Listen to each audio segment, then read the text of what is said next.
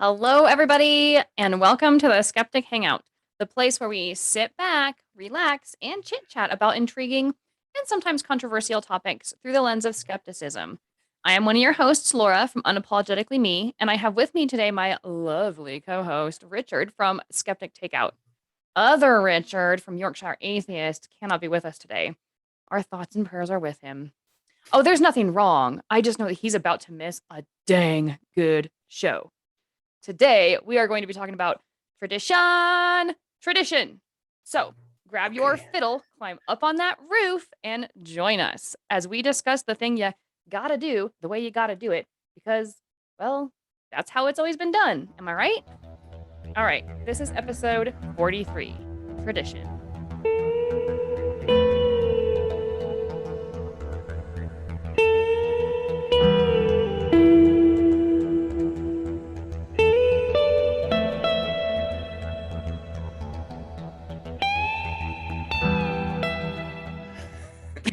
I feel the need to tell the audience that I threw the ball to you on this and just got you to choose an episode title at random and not tell me what it was until we started recording. So when Laura said tradition in that intro, that was literally the first time I knew what we were talking about. Yep, I was going to bring that up too. So Richard threw out the challenge, and it was more a challenge for himself than for me. So he has less prep work than I do. Although I will admit, I chose that topic about 10 and a half minutes ago. So this should be really fun today. But I figure it's really, really relevant because we're not just into the Christmas season, we are into the holiday season where there's all kinds of holidays from all around the world and everybody's doing their thing. Um, and holidays really illustrate, in my opinion, like the most visible form of traditions that we have. And I know there's a lot more out there, but I figure what better time than to throw on our Hanukkah socks with our little Star of Davids on them and get cozy and talk about traditions. Yeah, definitely. One thing I think to kick off with, one thing me and my wife decided when we got married is that we were going to start our own family traditions and not hold on to any from either of our families. We were just going to do everything our own way and the way we wanted to do it. So at Christmas time, we don't have turkey for dinner like is traditional in Britain because I'm not a fan of turkey. So Yeah. we kind of just have ham or something. It depends what we want to do. This year we've got family coming over. We're just going to put a spread on, have a little buffet, and let people dip in and get what they want. I love that. No, I think that's great. Like, we're doing Christmas Eve at my brother's house, and we were trying to plan out the holiday meal. And my sister's like, "What about burrito bowls?" And we were all like, "Done, make it happen." So we are having Christmas Eve burrito bowls.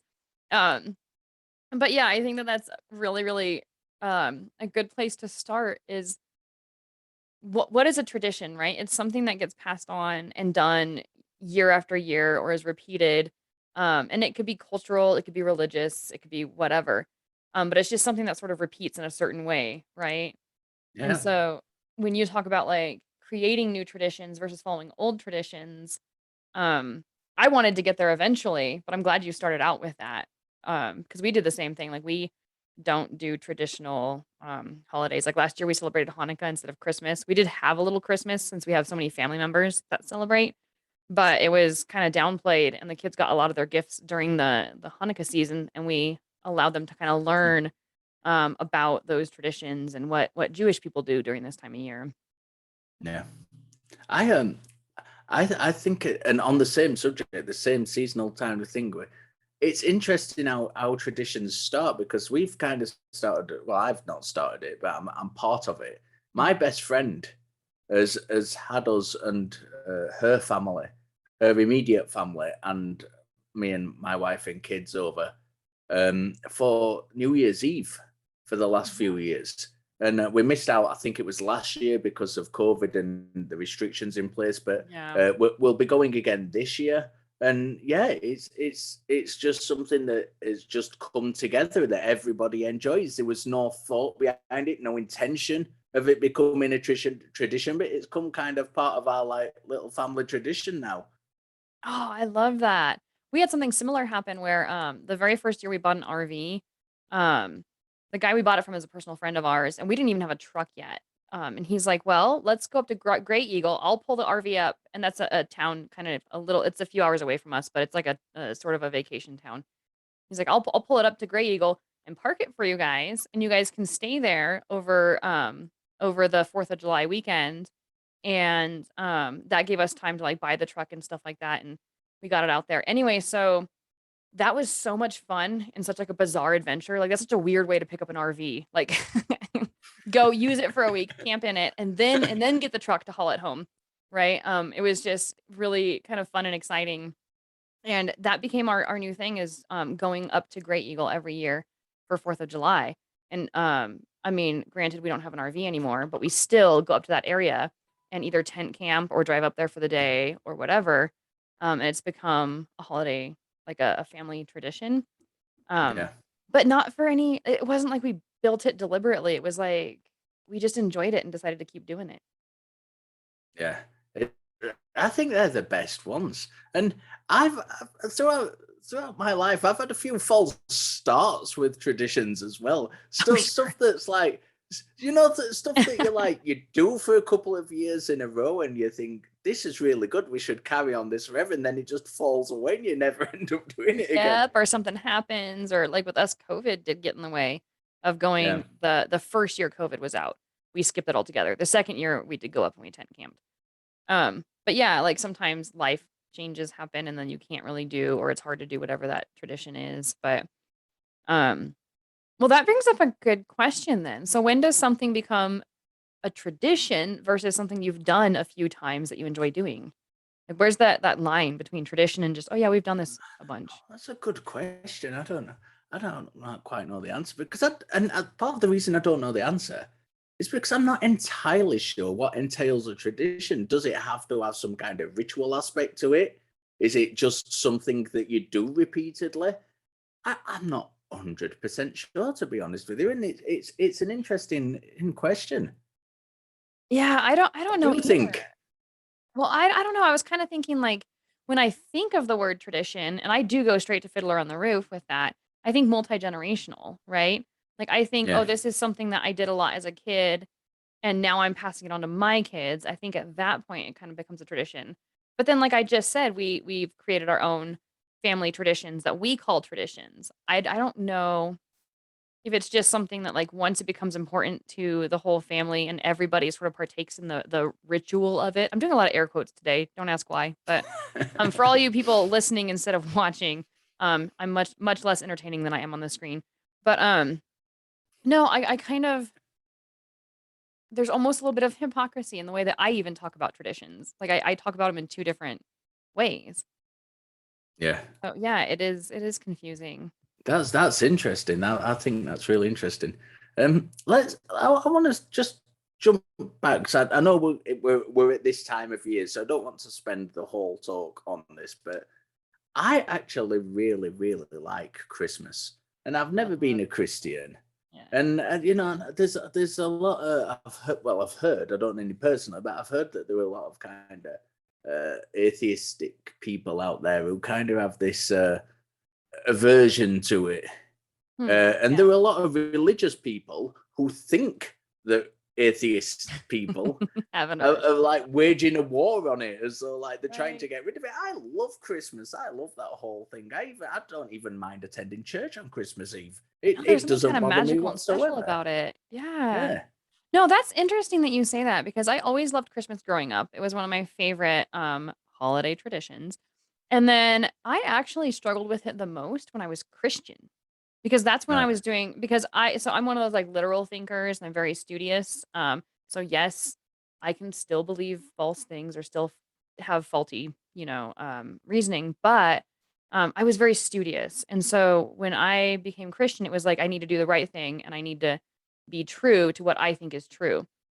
And Christmas is kind of bullshit for, like, that really traditional Christian, like, it has a lot of pagan roots, like, if you just follow it through its historical, um, thing, it it becomes very unchristian, right?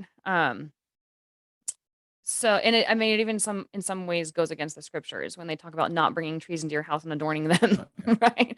And yeah, things like that. Like it's almost directly against what some of the teachings are. But it depends on what kind of a Christian you are. If you're like a hardcore, interpret everything really literally, or if you're just like a no, it's more the intent than anything else or the spirit of what the Bible is saying. So for me, it was a struggle. For me personally, I saw a lot of conflict between being a Christian and celebrating Christmas. And then when I became Muslim, I almost wanted to just get rid of it altogether. And my mom actually brought it back around. She's like, when we were kids, or when you guys were kids, we never celebrated Christmas as a religious holiday. It was a family holiday, right? And it was about family and about you kids and about the season. It had nothing to do with any religion, Christian, Muslim, or otherwise. And that actually brought it back home for me. So as a Muslim, I began re-celebrating Christmas and being less of a bah humbug about it. Um, because I had that like sort of expanded perspective of what Christmas used to mean to me and what it meant to our family versus its ties to religion. So it's interesting that you yeah. say that. And I don't want to dive too much into Christmas because I know next week Because we're doing episode it is next about Christmas, week. so we don't want Yeah. to we don't want to get too much into that. I do want to say one more thing on it, but Mhm. first, we've just had a message from Gil, Richard number 2, Ah, asking what we think he would say at this point in the conversation. So, do you want to go first, or do you want me to have a go first? oh, okay. Gil would, okay. He would cut in with, okay, well, when I was growing up in the Church of England, right, they weren't very, very literal about the teachings. They were very like liberal and loose about it. So it was all about, the traditions and the time of year. And it wasn't so much about like whether or not Christmas was pagan or not or any of that. Like it was just a really good time for the family and nobody made too big of a deal of it. And yeah, that's all I got. Yeah, the And Gil, wishy-washy that was a shit church was on impression of my you. My deepest apologies. the wishy-washy church was on my list of things to say as well. I I love it. I kind of get this idea that Gil, and this may be very if you're not from Yorkshire, or certainly have a stereotype of Yorkshire from within Britain, you might not understand this. So, uh, you might have to bear with me. But I get the impression that Gil's Christmas would entail brass bands and carol singing and all those traditional kind of Ooh, I Yorkshire love it. British thing, and mulled wine and scarves Ooh. wrapped up in scarves and things like that while you all go around and listen to the brass bands. So I will be very interested to see how accurate we are with Mr. Gill, because I Yes, know it's from like a Gil. small What kind do you of think? town, so that's the impression I get. So let's wait and see when he gets back. See how close we are to the hitting the nail on the head. I love Hit that. us And it up, and it Gil, kind of in keeps his the spirit in the description. podcast episode with us. So even though he can't be with us in person, it's kind of nice to have that kind of little segue conversation. Yeah. That Uh, is really uh, cool. I did want to say before we get off Christmas, it's really interesting for me because for the last 20 years, I've worked in a job where I literally get Christmas Day and Boxing Day off. That's it. There is no kind of holiday season, and Christmas time is the busiest time for us at work.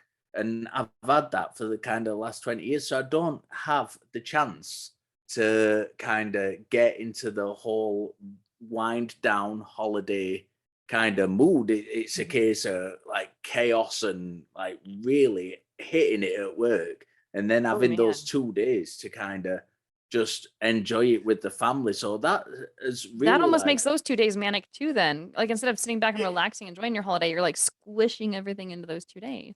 do you know what? It doesn't so much because I really what it does is it makes me appreciate those 2 days more. Ooh, nice. I So like I that. really I kind of do get chance just to sit down and I don't do anything. I just try not to do anything. We've got young children, which always that's a pleasure in itself at Christmas time, just Yes. seeing the Oh my gosh. excitement Yeah. and stuff like that. So yeah, it's brilliant. But let's move away a little bit from From Christmas Christmas. itself. Yeah, we're gonna have a lot From to say on Christmas. the next episode about that. Yeah. But I like where you've taken tradition so far though, because I kind of in my mind had, there's always different ways of approaching conversations.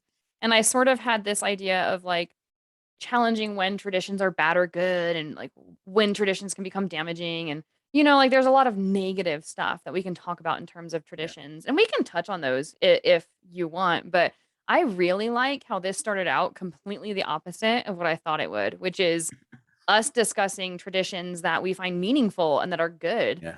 Um, because it kind of shows that you don't have to necessarily throw the baby out with the bathwater. Like you can say this particular tradition is shit without saying traditions are shit, Yeah. right? And so I really appreciate like where this conversation is heading so far. Yeah. So let's go down that route a little bit then, and like kind of touch on what might be some negative negative traditions. I think that would be a fantastic thing to do maybe after the commercial break because we're just a few minutes away from the commercial break. So we can start it early.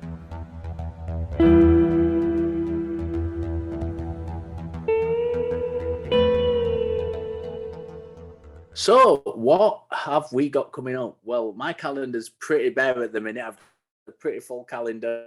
Is it next week? I think we're going to be doing the second episode of Secular Parenting. So that'll be a week after this episode airs on the Thursday.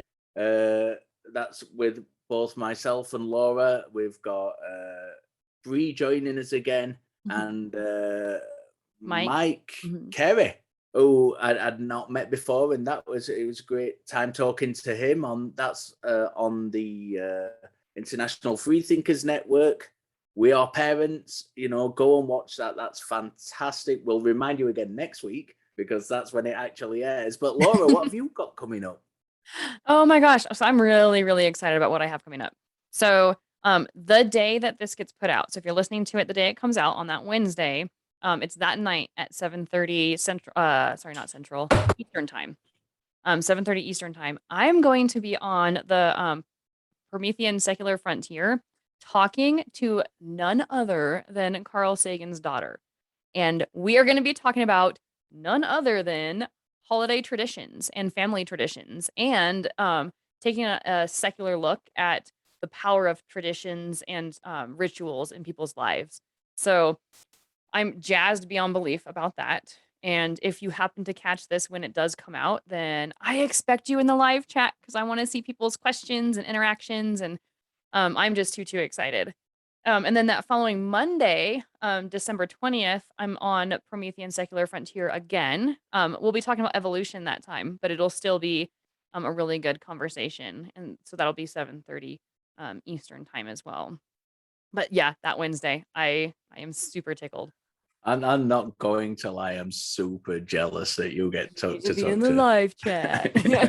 Because not only in that, obviously there's the demon haunted world, which I've pushed and pushed on this show, and I do think every chance I get, I think it should be taught in schools, which was written by Carl Sagan. Mhm. But my favorite movie of all time Oh, is Contact, I love content. which Carl Sagan wrote the book of and the screenplay to the movie of with Jodie Foster. Yeah. So that as soon as I heard that news that you were interviewing his story, I was like, that is I'm just jealous to the core. I'm not even going to hide it. But no, I'm so Well, I excited expect for to you. see you I'm in so live chat. excited. It's like what, like 3 in the morning your time, and I don't care. No, I'm just kidding. But no, I am really, really excited. Do you know what else I'm excited about? Our Facebook. page. Yes. Do we have fun? Oh yeah, we do. Yeah, Yeah. Facebook discussion fan discussion group. Yeah, that thing. Apparently, you're not as excited about it Can as you I see how am. good we are I'm at all doing this jazzed up without about it, Richard? and you're like, "Wait, we have one? Oh, okay. Maybe I should check it out sometime." I'm just used to Gil introducing this segment, so I've just completely gone blank. I know. Yeah, Yeah, I'm throwing you for a lot of like left field things yeah, today. we have a Facebook discussion group where you can come on, and we encourage you to interact with us. We want you to talk to us. We want you to interact with us. Jump in, ask us questions. challenge us if there's anything we've said that's dodgy or unreasonable, which there usually is usually at some happens. point. Come in and just join the group and just talk to us. There's some great interactions go on with in there. Feel free to talk about all of the shows, not just the current episode. You can go back through the shows, the last, what we on now, 34, 35? We are on 43. 43. Yeah. So I don't know where I've been missing. Oh I've missed a few God. weeks. Did you not hear my intro? Maybe I should rewind it and go back and replay it. But yeah, we've got a bunch of shows now that, and if you want to go back and talk about some of the old ones, we hugely recommend that. And if you want to, In fact, I double dog dare you to. That'd be awesome. And we also have merchandise, which you can find on our Linktree page, which Richard so eloquently says, and I can't remember the name of because I'm got It's linktree/skeptic hangout. what she said. Yeah. That way. And yeah, and go and just have a peruse. We've got everything on there. We've got mouse mats.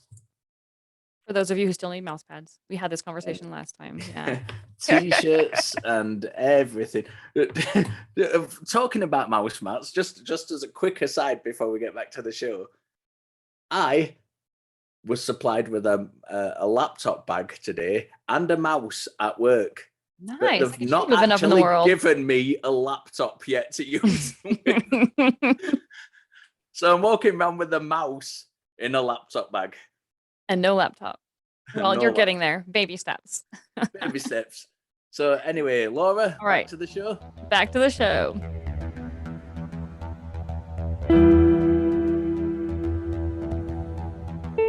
All right, everybody. Welcome back from commercial break. Before we left for commercial break, we were talking about a lot of the really positive sides of traditions, like things that we have done in the past, things that we appreciate, things that we find magical or fun about certain traditions. And now, on the latter half of the show, we are going to hit the darker side of traditions and kind of get into where traditions can hurt or harm or where they're not necessarily good. So I want to start with like a little story. It's not even about bad traditions per se. It's just about how people think about or look at traditions, right? I was at one of my nephew's birthday parties and we had like the snacks out and the kids playing and stuff. And they decided to do cake and ice cream before dinner because that was when the party was going to wrap up. And then friends were going to leave and family members were welcome to stay and have dinner. So one of the kids had mentioned like, they said, dessert before dinner. We're not allowed to have dessert before dinner. That's not a tradition, right? And they used the word tradition. And so me and my little snarkiness was like, well, I like to challenge traditions. And one of the other kids, a teenager, very seriously said, he said, I don't. I really, really like traditions. Traditions are good things. Very, very, very seriously. And it gave me pause because it shows that there are some mindsets to how we approach traditions. And when we talk about the negative side of traditions, that is the mindset that I think can be the most damaging is when you think a tradition is relevant or important in and of itself just because it's a tradition.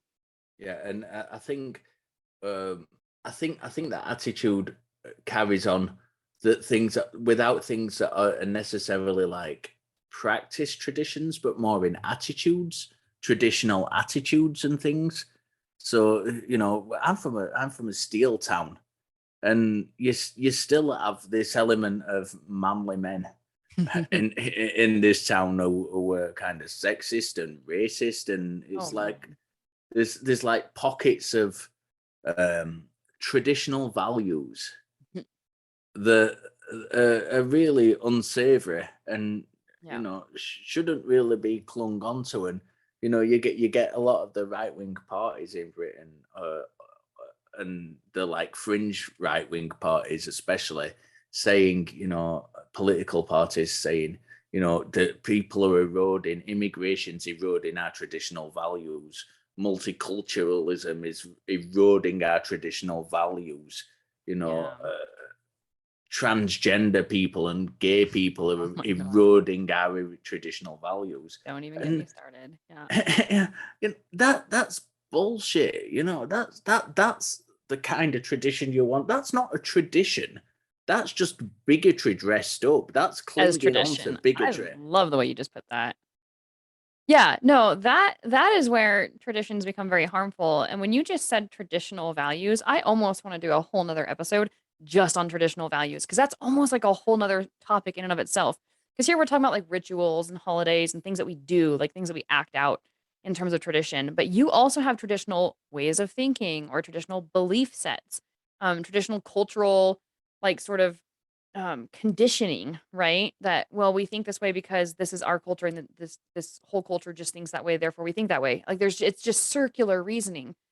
And Yeah. when you talk about, like, I love how you said it's bigotry dressed up as tradition. I think you couldn't say it any better than that.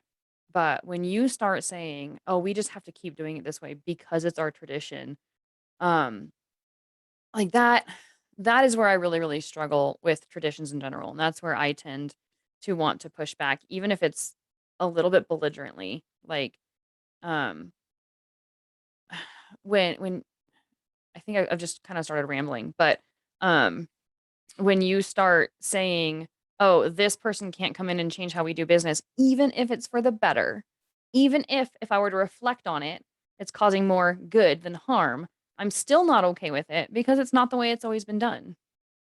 Yeah. Yeah. It's strange how people kind of cling to that, and it's very now I can't remember the year, so I'm going to make a year up. I remember about I don't know how long ago, probably about a decade ago, maybe a little longer.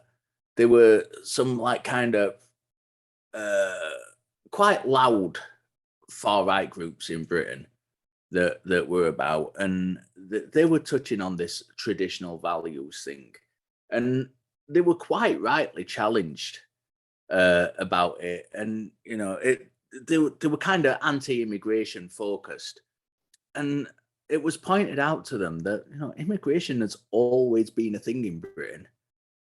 From Yeah. Britain from the became Celt. Britain because of immigration, Yeah, right? the I mean, it's more from like from conquering, the but Vikings from the north to the Celts from the south who came up from Belgium and came up to Ireland and into Britain, and the Gauls, and we've always had immigration in Britain. It's yeah. always been a thing. So to avoid this difficulty, this far right group said, no, it's this particular year where we take our thing to, which was an all white, all kind of Christian, all, all Here, we're gonna national. find a place that we think historically Yeah. is like the golden age. My dad does that kind of stuff where he's like, Yeah. the whole make America great again thing, where it's like, well, what's your version of great? Oh, well, it's back when this was that, and that was this, and this is where the oh, you mean back when like people were racist, and back when like gay people had no rights, and back when like Mm. women were oppressed. Oh, okay. Yeah, that's but it's weird because you're right. People will pick a spot in history that they think is ideal and be like, "Well, that is our tradition, and that is how our country ought to be." And And that's how bad their thinking is, and it exposes that crap thinking that they have to actually excuse it by picking a certain year.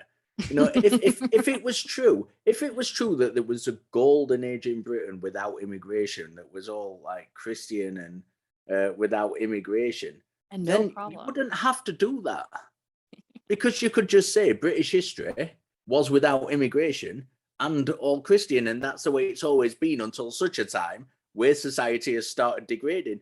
That's just not the case. That's just not the Right. case. Society has got much, much better since the 70s and the 80s. These kind of golden ages, in the 70s and 80s in Britain, we didn't have power. We didn't have, Yeah. Not there only were that, but golden blackouts. age for who? Golden age for who? So if you're like, "Oh, during this period of history, it was just fine and dandy and perfect." Well, if you can demonstrate that it was fine and dandy and perfect for everybody, and that we Yeah. didn't have some of these oppressive practices in our culture, then fine. Let's do the practices that they did during that time that were so spectacular and that were so good. There's nothing that says we can't do X, Y, and Z because it's morally right or because it's a tradition that brings more good than harm or whatever. You can justify any sort of cultural practice, um, like based on its merit, right? You don't have to say, oh, because it's our tradition, right? Like I'm not Yeah. kind to people because it's my tradition to be kind to people. I just don't want to be an asshole.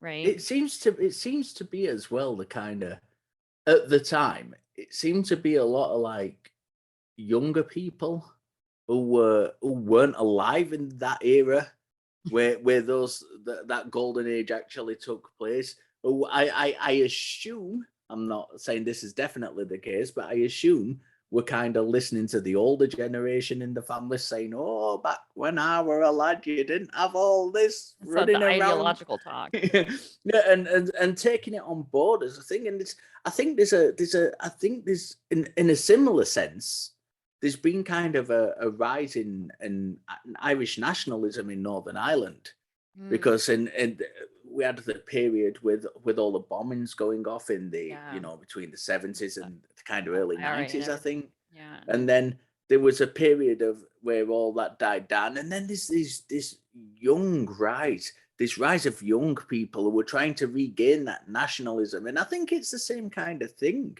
It kind of It's goes in that, cycles, huh? yeah, yeah. It's that oh, traditionally this and that and other, and I think what you're describing is sort of like you have the traditional mindset that you're right, gets usually typically taught by the elders to the young people. But then you have that sort of hot shot, I can do anything, like immortal feeling young person. I'm going to go change the world. yeah. So you take that young, sort of idealistic energy, and then you mix it with these old, bad ways of thinking, and you squish the two together. And then you get these like really just caustic, bad situations. Like, I I think that's don't think it's necessarily. I'm going to be careful here because I don't want to sound like I'm condoning this, because I'm right. not condoning this in any way. But a lot of the older generation in Britain, you have a lot of, with the older generation, you have kind of an institutional racism. Mhm. Now, these people aren't inherently racist. No, they've been socially conditioned They, to they, be they've this. they've been socially conditioned to kind of be like that, Yeah. and they selectively pick out the memories and of the good old days, and life was shit back then. No, Right. I Not mean, modern medicine. I remember, I remember my grandma once. We were shopping when my grandma was alive, and Mhm, she died about, how long?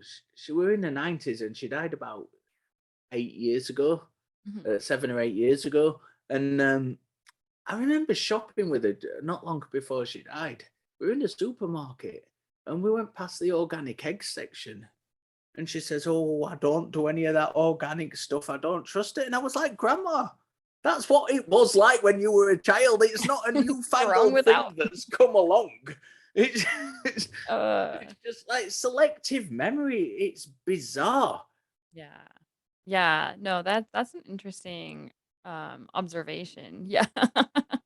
One thing I also wanted to throw out before we close the show, like, one thing about traditions when we talk about the more negative side is when you have individuals that do things just because they think they have to do things, right? So and this isn't negative in the sense of, like, it has a really negative impact on others. For me, it's more negative because I'm one of those, like, I like to have the whys, and I like for the things that I do to have, like, sort of, like, purpose and meaning. And when you have traditions where it's like in most religious traditions fall into this category for me personally. So when they say, well, God says do things this way, and they have these very specific ways to say cleaning rituals before prayers, or the prayer rituals themselves, or how to prepare a certain meal, what food to eat and what not to eat. All those different rituals and traditions, to me, the because God said so was never a good enough why. Like it had to make sense to me. I'm refraining from eating shellfish because I believe that shellfish is unhealthy for you, right? And God says it's not okay because it's unhealthy for you. Okay, well, there's a why, right? I eat shellfish all the time, by the way. So that's just it's sort of like a bullshit example. But or don't wear mixed clothing because this and God wants good for you, therefore that, right? Well, if you don't have that justification, I don't get it. Like I just don't get you have to do things a specific way because somebody said so and because it's did how you we've always done it. did you find when you were religious with things like that? Let's take eating shellfish as an example, but it could apply to anything. Did you find that you, even if you thought there's no justification for this, I don't understand the justification of why God says this, did Mhm. you find yourself trying to make excuses to not do it anyway because it was So you were trying, because there was no inherent reason for you not to do it. You kind of made up a reason not to do it I'm because it I'm was, sure I did. Yeah, I think most commonly, God, especially with Christianity, most commonly, I said I did the and I see Christians do this all the time, even today with the Old Testament, is, well, that was for them at that time, and now we're here in our time, right? So I did a lot of like post hoc rationalizations, like, oh, they weren't allowed to eat shellfish back then because they were unclean animals, and there was a lot of disease, and it wasn't healthy to eat it. And but now we have like health standards for all our food, and it's got to be safe, so I know that it's okay to eat it. So I did a lot of like just bullshit, logical, off the top of my head, where I am not the arbiter of truth in the Bible, just FYI people, but damn did I feel like one when I was a Christian. It was like I determined what I could pick and choose out of the Bible to follow word for word and what was meant for people in the past and what was like parable, like all that stuff. Um, it was like I was the judge of what I pick and chose, which I really think everybody is in all religions. Any conclusion you come to, you really are the arbiter of that conclusion, even if you're buying somebody else's. You're accepting it. Like, um, yeah, yeah. so yeah, that's how it And was for me. that brings us on to an interesting point that people like, and let's stick with Christianity just for the sake of sticking with Christianity, because it's easy to do because it's got so many denominations. Yeah. If you're brought up in a certain denomination, you tend to take on the tradition of that denomination. Yeah. And there's not many people who remain in faith who jump from one domination to another because they don't like the traditions that have come up in that faith. There's people who jump from one denomination to another because of different circumstances, but very rarely are those circumstances, well, I've been taught this traditionally, and that group over there does it more in line with what the Bible says. You know what I mean? I don't know. Does I that have to make push back sense? on that. Yeah, I don't know because I do know of people who have I don't know about denomination hopping per se, but like at least church hopping at the very least, which could mean changing denominations because of exactly that. Like, well, they don't practice it this way and the Bible says to do it this way and well, they celebrate Christmas that way or they're too liberal about Christmas and not traditional enough. Um I have seen that happen quite a bit. But I think that anything that we have to say in terms of that specifically would kind of be anecdotal, like, on my part anyway, because I just know, um, I don't know, people leave denominations or change denominations for a lot of reasons. I think a lot of them are more ideological, like, about, "Oh, the Bible says this in terms of morality or behavior," and I don't believe that, I believe what this other church says over here, which, by the way, shows a flaw in biblical teachings to begin with, the fact that it can be interpreted in so many different ways. But I don't know. I would have definitely listed that as one reason why people hop denominations. Like, unless I'm misunderstanding you. No, no, that's interesting because I've not seen that. I've not come across that. And again, that's kind of an anecdote. It doesn't mean it doesn't happen just because I've not come across it. But I know I of think people who that's have changed very churches just interesting. because the music. Like, oh my gosh, they have more contemporary music and that's my thing. And I've also heard of people like, I won't go to that church anymore because their music is too contemporary and not traditional enough. Right. Like, so there are some really, I wouldn't even call them arbitrary reasons to change churches or denominations, but I think that it's very preferential. Like, it's very emotional and preferential. Yeah, I mean, I've been to many churches over the years, and I've got to admit, I wasn't a fan of the kind of band, the rock band playing, like hand waving, See, big warehouse that's what got kind me of. into church. It was the music. I was like, "Oh, I'm vibing with this music. I love it. I'm feeling the Jesus up in here." So, So, but on the other hand, I don't like the traditional kind of music either in church. I'm not into he all just the doesn't like organ and music of that all one. people. No, no, I hate music. Yeah. Bad stuff. Oh, well, we're coming Uh, up to the end of the show. So was there anything else that you wanted to say about traditions before we close up and like maybe any new topics we can discuss for the next few minutes? I think this is an very interesting subject, which is as usual. I mean, it was sprung on me anyway, but I think that's a I pretty good think one. I think I do, and I think it's one of those where as you start talking, you start thinking Yeah. about it, and you think, well, what about that? Well, what about that? And it has opened up some rabbit holes, which I think we might be able to explore a little bit more in future episodes. Yeah, I wanna get it going on the Facebook feed too, like, maybe some questions or some discussion, um, because a lot of my thoughts on traditions are like I said earlier in the show, they're very religious centric, where it's like, you have to do this specific thing in this specific way, and it always comes back to because the religion says so, or because God says so, or because as X religious person from religious community, this is what you're supposed to do. Um, and that to me is very, very interesting. Like to just observe the types of patterns and rituals and behaviors that people absorb and adopt and pick up simply because of the social group that they're in and not really any um like analytical aspect to it as to what it actually does and why. Yeah, yeah, that's very interesting. I'm looking forward to seeing what people say about this. Yeah, To me see the too. way they pick us apart. How many things did we get wrong? Let's put the tally marks up on Facebook. So Uh no, final thoughts. yeah. I'll hit it first, and I'll let you finish off. Final thoughts on traditions. I think traditions. I don't think you can say. We said at the top of the show that it's kind of hard to quantify exactly what a tradition is, and I think during the course of the conversation, that has kind of borne fruit. Yeah. Uh, you know, some traditions are good. Some traditions you can start and enjoy and relinquish as you choose. And other traditions are just bad thinking and excuses for that bad thinking and bad attitudes and poor epistemology.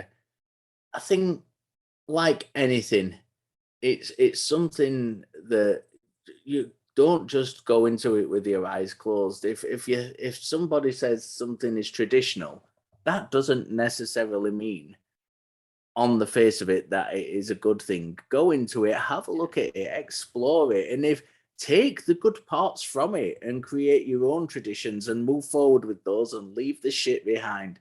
I love it. That's awesome. All right, I want to end with a parable, a modern day parable. It's a story I heard a while ago, and I don't remember the source of it. So, but it's just one of those stories that you can kind of learn from.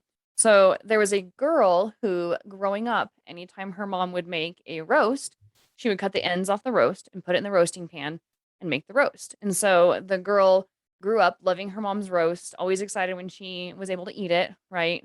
And then she grew up learning how to cook this roast. So she moved out on her own as an adult and she does the same thing. She cuts the ends off the roast, puts it in the roasting pan, roasts up the roast. When she asked her mom, like, why do we cut the ends off the roast? She's like, oh, because that's how your grandma did it. That's how my mom did it when we were growing up. Right. So she goes to the grandma and she's like, Grandma, why do we cut the ends off the roast? And the grandma starts laughing and saying, oh, because when I was raising the kids, the roasting pan I had was so small that the roast wouldn't fit on the roasting pan. So I would cut the ends off the roast until it would fit into the pan. Right. And now it doesn't even matter if the story is true or false or just a parable or story or whatever. What's important here is the idea that people will take on a practice as a tradition and not even know where it came from or why. So that is the story that I'm leaving y'all with. Thank you guys all for listening. We will catch you next week. We will still not have Richard Gill with us, so it will be once again just the two of us running our mouths together. Just Um, the two of us. just the two of us. Anyway, so enjoy this week. Enjoy the episode.